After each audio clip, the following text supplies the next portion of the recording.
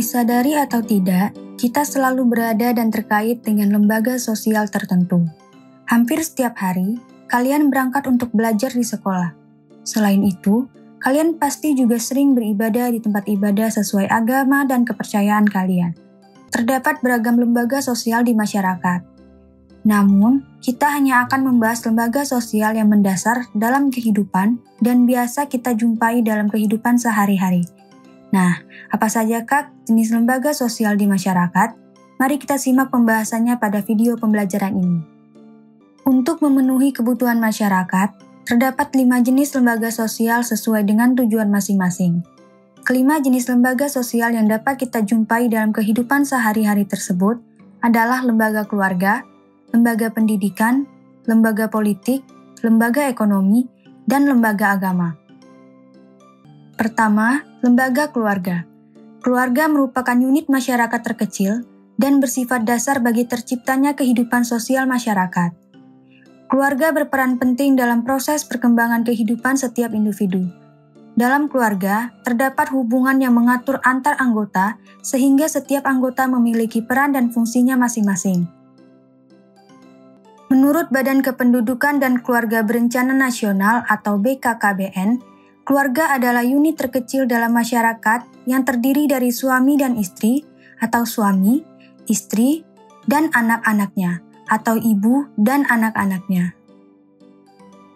Secara umum, terdapat 3 macam bentuk keluarga, yaitu keluarga inti, keluarga besar, dan keluarga poligamus. Keluarga inti disebut juga dengan keluarga bati, somah, atau nuclear family. Keluarga inti adalah keluarga yang terdiri atas ayah, ibu, dan anak-anak yang belum menikah. Keluarga besar atau bisa disebut extended family adalah keluarga yang terikat dalam satu keturunan.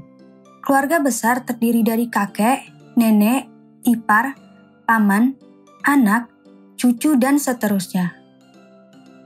Keluarga poligamus adalah keluarga yang terdiri dari beberapa keluarga inti yang dipimpin oleh seorang kepala keluarga.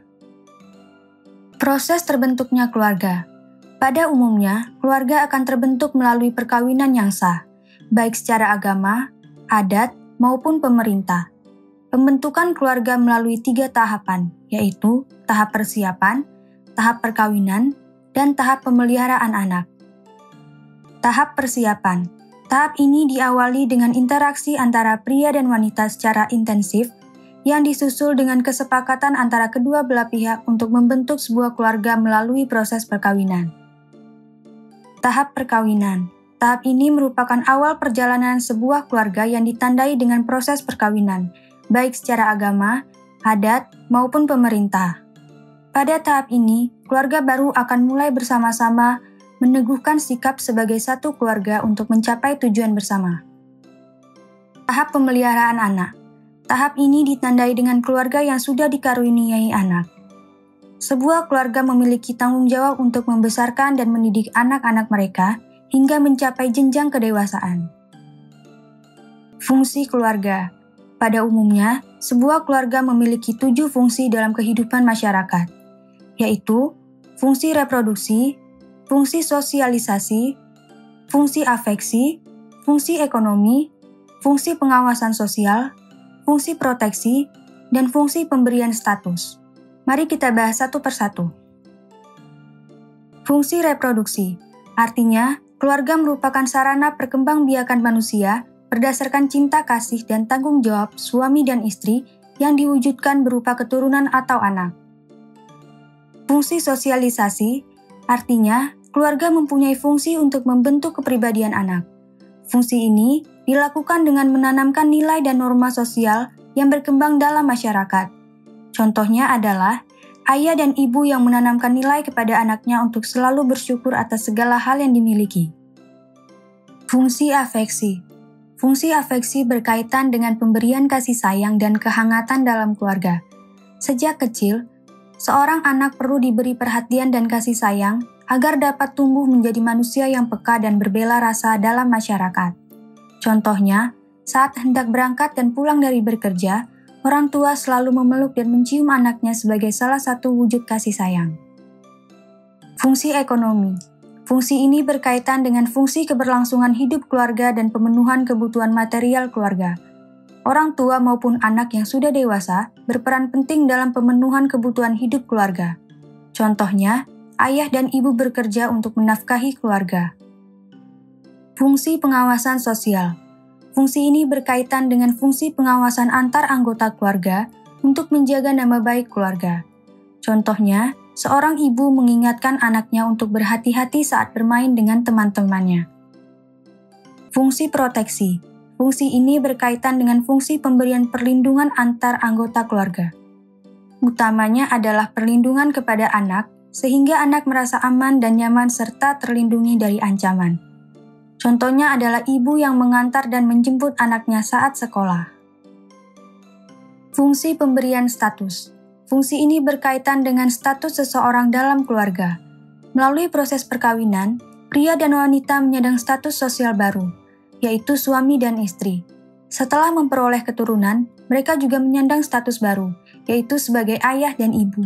Setiap status yang disandang dalam keluarga memiliki tanggung jawab terhadap diri sendiri, keluarga, dan masyarakat. Unsur-unsur dalam lembaga keluarga. Tiap lembaga keluarga memiliki unsur-unsur yang sama. Namun, bentuk dan wujud unsur-unsur tersebut berbeda-beda sesuai dengan situasi dan kondisi tiap-tiap keluarga. Secara umum, terdapat 5 unsur dalam lembaga keluarga, yaitu sebagai berikut.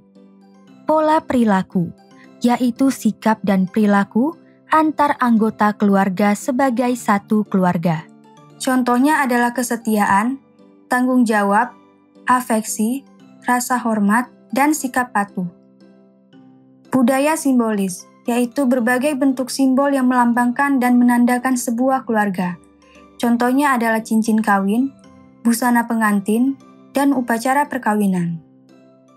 Budaya manfaat, yaitu alat kelengkapan berupa sarana dalam sebuah keluarga.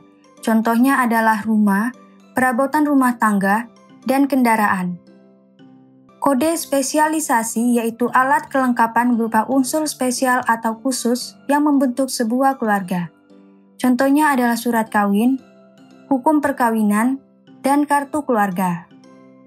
Ideologi, yaitu gagasan dasar atau landasan dalam sebuah keluarga. Contohnya adalah cinta, kasih sayang, dan keterbukaan. Kedua, lembaga pendidikan. Lembaga pendidikan muncul sebagai salah satu akibat dari perkembangan masyarakat yang makin beragam. Pada tatanan masyarakat sederhana, pendidikan atau edukasi dapat dilaksanakan dalam keluarga. Namun, perkembangan masyarakat menuntut seseorang untuk memiliki keahlian dan keterampilan tertentu. Oleh karena itu, dibentuklah lembaga pendidikan formal yang melengkapi lembaga pendidikan non-formal seperti keluarga. Dalam lembaga pendidikan formal, tersedia berbagai jenjang atau tingkatan pendidikan, mulai dari pendidikan dasar sampai pendidikan tinggi. Ada pula lembaga pendidikan informal yang memberikan pelatihan keahlian tertentu, seperti keterampilan menjahit, kemampuan bahasa, dan keterampilan komputer. Lembaga pendidikan ini menjadi salah satu wadah sosialisasi, nilai, dan norma sosial dalam masyarakat. Fungsi lembaga pendidikan. Dalam upaya menyediakan pendidikan bagi setiap orang, lembaga pendidikan memiliki berbagai fungsi dalam masyarakat. Menurut dua sosiolog asal Jerman bernama Paul B. Harten dan Chester L. Hahn, lembaga pendidikan memiliki 2 fungsi yaitu fungsi manifest atau nyata dan fungsi laten. Fungsi manifest atau nyata, lembaga pendidikan terdiri dari 3 fungsi sebagai berikut. Mempersiapkan anggota masyarakat untuk mencari nafkah. Kebutuhan material membuat tiap orang, baik pria maupun wanita, harus siap untuk mencari nafkah.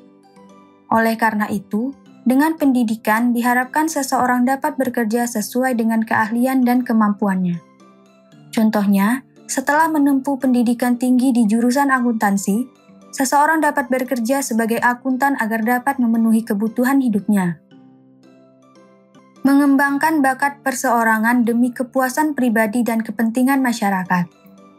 Melalui pendidikan, selain memiliki keahlian tertentu, tiap orang juga dapat mengasah bakat. Dengan demikian, pendidikan tidak hanya berfungsi untuk memenuhi kebutuhan hidup, tetapi juga berfungsi untuk kepuasan diri atas bakat yang dikembangkan.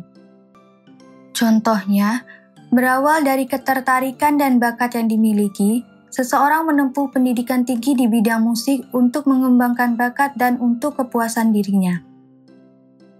Melestarikan kebudayaan. Melalui pendidikan, setiap orang akan diperkenalkan dengan keberagaman budaya di berbagai tempat. Selain itu, melalui pendidikan, beragam budaya dapat dilestarikan.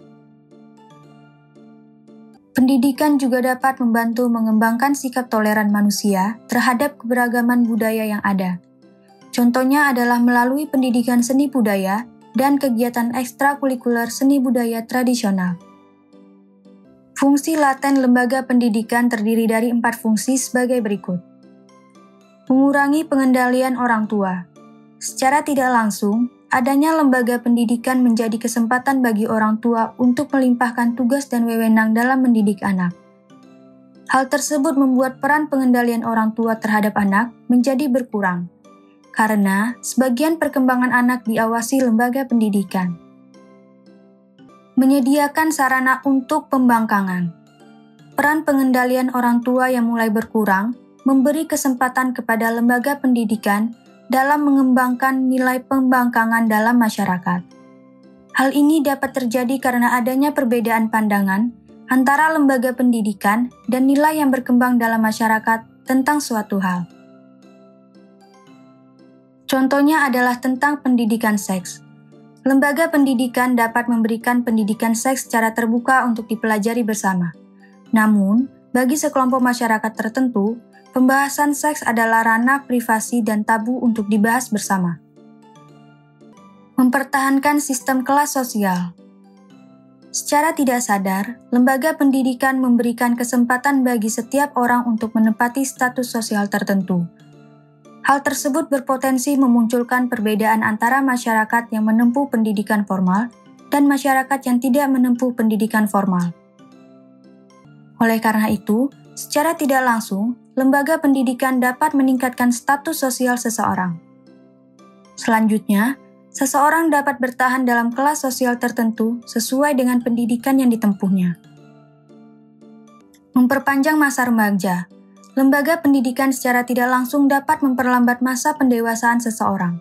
Status seorang anak sebagai siswa pada jenjang pendidikan tertentu membuatnya masih bergantung secara ekonomi kepada orang tuanya, sehingga belum disebut dewasa. Unsur-unsur dalam lembaga pendidikan. Sama halnya dengan keluarga, lembaga pendidikan juga memiliki 5 unsur yang membentuk dirinya sebagai sebuah lembaga. Kelima unsur tersebut ialah sebagai berikut. Pola perilaku, yaitu perilaku yang harus dimiliki sebagai seorang pelajar. Contohnya adalah haus terhadap pengetahuan, ingin belajar, dan ingin meneliti. Budaya simbolis, yaitu berbagai bentuk simbol yang melambangkan lembaga pendidikan dan seorang pelajar. Contohnya adalah seragam sekolah, logo sekolah, dan lagu-lagu sekolah.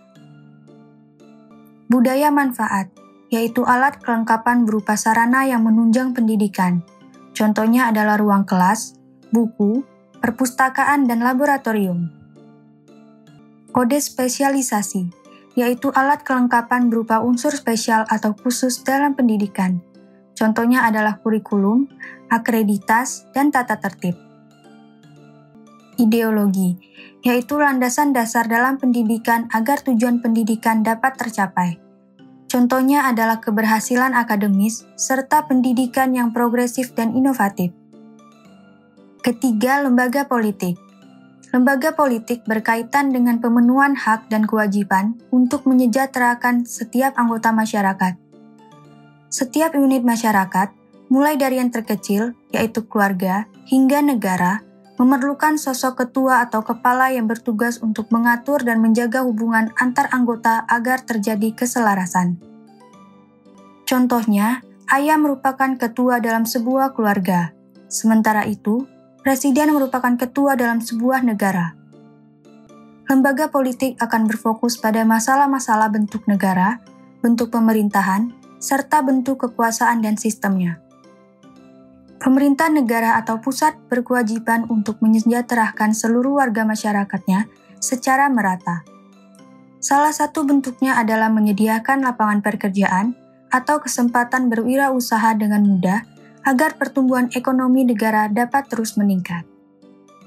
Fungsi lembaga politik dalam upaya mewujudkan keselarasan antar warga dan keamanan dalam masyarakat, serta kesejahteraan warga secara merata, lembaga politik memiliki 4 fungsi sebagai berikut.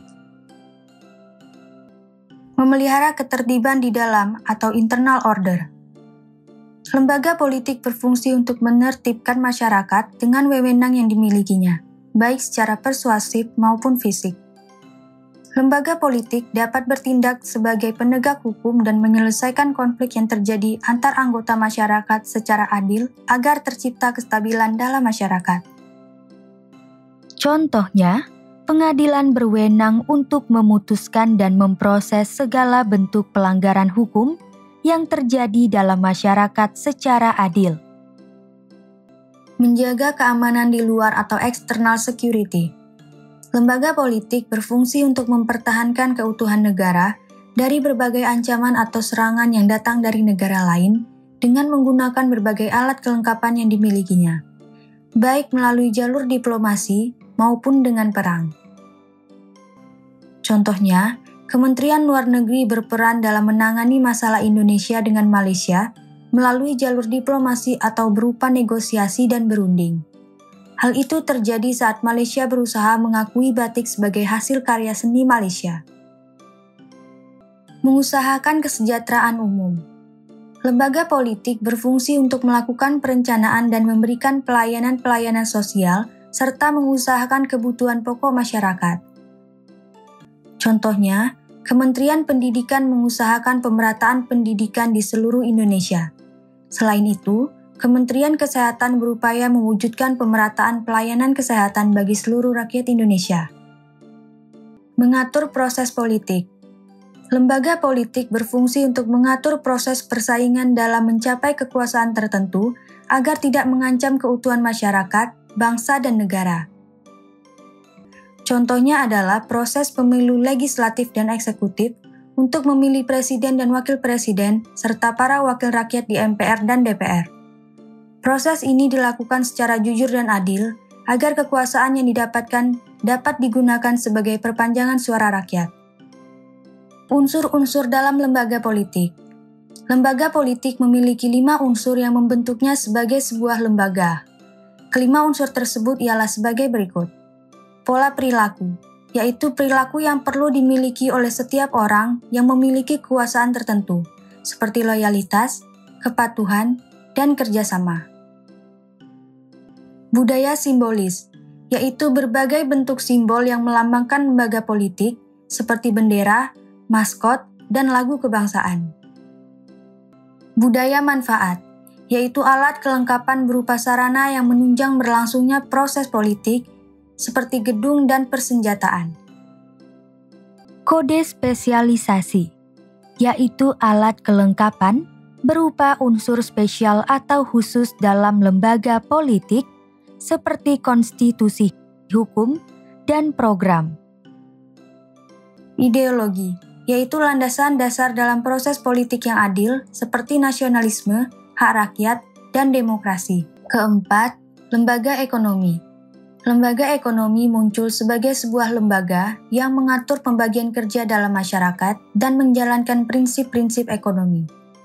Lembaga ekonomi lahir ketika masyarakat mulai melakukan barter secara rutin. Kemudian, membagi tugas dan mengakui adanya tuntutan seseorang terhadap orang lain. Hal ini berarti lembaga ekonomi mengatur jalannya proses produksi, distribusi, dan konsumsi untuk kebutuhan hidup masyarakat. Contohnya, produksi beras membutuhkan petani yang mengolah padi menjadi beras. Sebelumnya, petani membutuhkan lahan untuk menanam padi serta pupuk dan pengairan. Selanjutnya, pemasaran juga menjadi faktor yang menunjang pendistribusian beras tersebut sehingga dapat dikonsumsi masyarakat. Semua proses tersebut membutuhkan peran lembaga ekonomi untuk mengatur setiap prosesnya. Sehingga, dapat memenuhi kebutuhan hidup dan mengembangkan sistem ekonomi masyarakat. Fungsi lembaga ekonomi. Dalam upaya mengatur pembagian kerja dan memenuhi kebutuhan hidup masyarakat, lembaga ekonomi memiliki 7 fungsi sebagai berikut.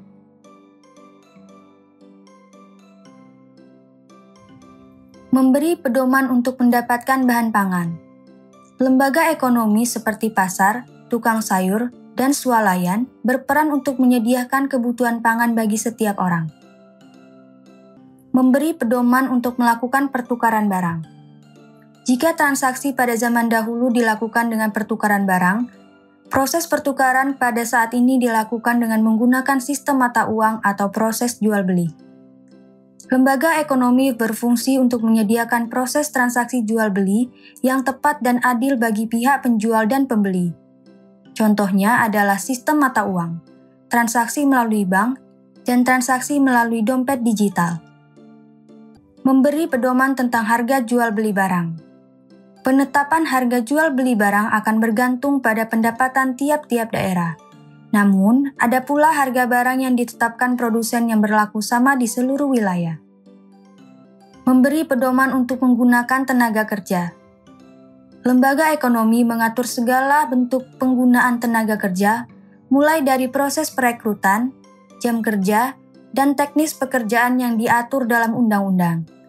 Hal ini dilakukan atas persetujuan antar pihak perusahaan dan tenaga kerja melalui kontrak tertulis. Memberi pedoman tentang cara pengupahan. Lembaga ekonomi mengatur besaran upah yang didapat oleh tenaga kerja berdasarkan hasil kerja, jam kerja, dan aspek lain yang telah ditentukan. Besaran minimal upah ini diatur melalui peraturan pemerintah masing-masing yang tertuang dalam upah minimum provinsi atau UMP. Selain itu, besaran upah ini juga bergantung pada persetujuan antar pihak perusahaan dan tenaga kerja melalui kontrak tertulis. Memberi pedoman tentang cara pemutusan hubungan kerja. Lembaga ekonomi mengatur cara pemutusan hubungan kerja terhadap tenaga kerja yang bekerja di suatu perusahaan. Hal ini diatur dalam undang-undang serta atas persetujuan antar pihak perusahaan dan tenaga kerja melalui kontrak tertulis. Memberi identitas diri dalam masyarakat. Pekerjaan yang dilakukan oleh seseorang menjadi salah satu unsur pembentuk identitas diri dan menggambarkan status sosial tertentu dalam masyarakat. Contohnya, seseorang yang menjadi dokter akan membentuk identitas diri sebagai orang yang hidup sehat dan menempati status sosial tertentu sebagai orang yang dianggap ahli. Unsur-unsur dalam lembaga ekonomi. Lembaga ekonomi memiliki 5 unsur yang membentuknya sebagai suatu lembaga. Kelima unsur tersebut ialah sebagai berikut. Pola perilaku, yaitu perilaku yang perlu dimiliki oleh seorang pelaku ekonomi seperti profesional, efisien, dan hemat. Budaya simbolis, yaitu berbagai bentuk simbol yang melambangkan lembaga ekonomi seperti merek dagang, slogan, hak paten, dan lagu komersial. Budaya manfaat, yaitu alat kelengkapan berupa sarana yang menunjang lembaga ekonomi, seperti toko, pabrik, pasar, dan kantor. Kode spesialisasi, yaitu alat kelengkapan berupa unsur spesial atau khusus dalam lembaga ekonomi, seperti akta perusahaan, kontrak, dan lisensi. Ideologi, yaitu landasan dasar dalam penerapan prinsip ekonomi, seperti tanggung jawab, manajerial, hak buruh, dan kebebasan berusaha. Kelima, lembaga agama. Agama menjadi suatu lembaga penting yang menjadi pegangan dan mengatur kehidupan manusia.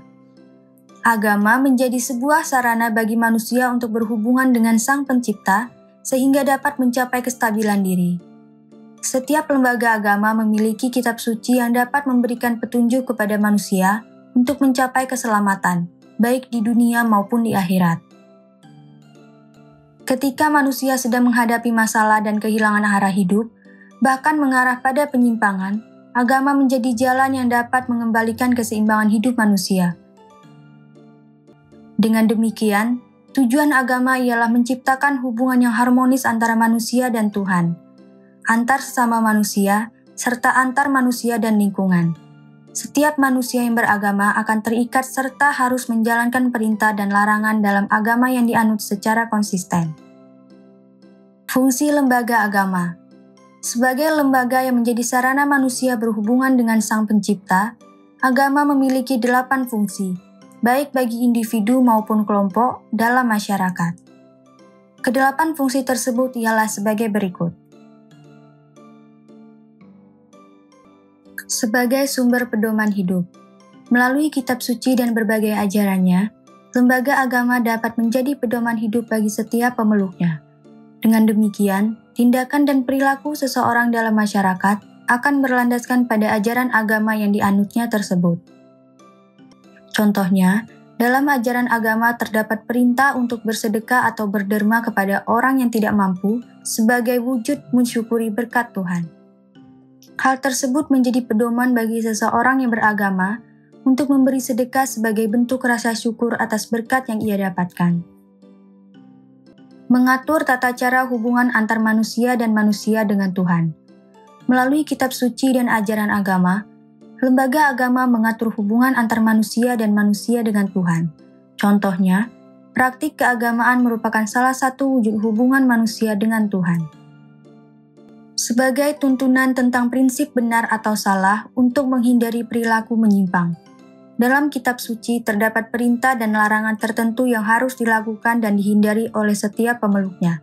Contohnya, ajaran agama melarang manusia untuk mencuri, karena mencuri merupakan perbuatan yang merugikan orang lain. Sebagai pedoman perasaan keyakinan. Lembaga agama mengajarkan adanya imbalan yang akan didapatkan setelah manusia berbuat baik dan mengikuti setiap perintah agama. Contohnya, orang yang bersedekah akan mendapatkan pahala dari Tuhan.